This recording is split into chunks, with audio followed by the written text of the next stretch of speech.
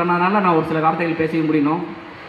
இந்த ஆட்சியை பற்றி சொல்லணும்னா எல்லாருக்கும் எல்லாம் கிடைச்சது, அதுதான் உண்மை. இருக்கா இல்லையா? எல்லாருக்கும் எல்லாம் கிடைச்சதா இல்லையா? எல்லாருக்கும் எல்லாம் கிடைச்சதா இல்லையா? எல்லாருக்கும் எல்லாமே கிடைச்சது. இந்த ஆட்சி அதுதான். எல்லாருக்கும் எல்லாம் கிடைச்ச ஒரு ஆட்சின்னு பார்த்தீங்கன்னா நமது முதல்வர் முத்துவேல் கருணாநிதி ஸ்டாலின் அவர்கள் பண்ண இந்த ஆட்சி தான். எல்லாருக்குமே எல்லாமே கிடைச்சது. எந்த ஆட்சியுமே நம்ம இத்தனை இந்த ஒரு நூற்றாண்டு கூட எடுத்துக்கலாம், ஒரு நூற்றாண்டில் ஒரு மிக சிறந்த ஆட்சினா இந்த ஆட்சி தான். ஒன்றே ஒன்று சொல்லியிருக்கேன் மக்கள் அவர்களே, இங்கே இருக்கக்கூடிய எல்லா மக்களுக்கும் ஒன்றே ஒரு விஷயம் சொல்லிக்கிறேன். என்னன்னா, நம்ம திமுக ஆட்சி தமிழ்நாட்டை ஆண்டால் தான் நாம் பாதுகாப்பாக இருக்க முடியும். இதை தவிர வேற எந்த ஆட்சி வந்தாலும் உங்களை யாராலையும் காப்பாற்ற முடியாது.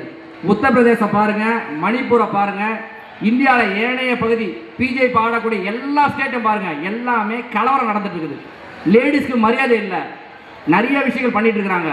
ஆனால் நம்ம எல்லாரையும் காப்பாற்றணும், நம்ம எல்லாம் பாதுகாப்பாக இருக்கணும் அப்படின்னா நம்மளுக்கு ஒரே ஒரு பாதுகாப்பு திமுக மட்டும்தான். இந்த திமுக ஆட்சி இல்லை அப்படின்னா கண்டிப்பாக நம்ம நிம்மதியாகவே இருக்க முடியாது. ஆகவே அதை மனசில் வச்சு நீங்கள் எல்லாருமே ஒரு பிரச்சார பீரங்கியாகி 2026 கண்டிப்பாக திமுக மீண்டும் ஆட்சிக்கு வந்து முத்துவேல் கருணாநிதி ஸ்டாலின் மீண்டும் முதலமைச்சர் ஆகிறதுக்கு நீங்கள் உறுதுணையாக இருக்கணும். அதுதான், வேற எதுவுமே கிடையாது.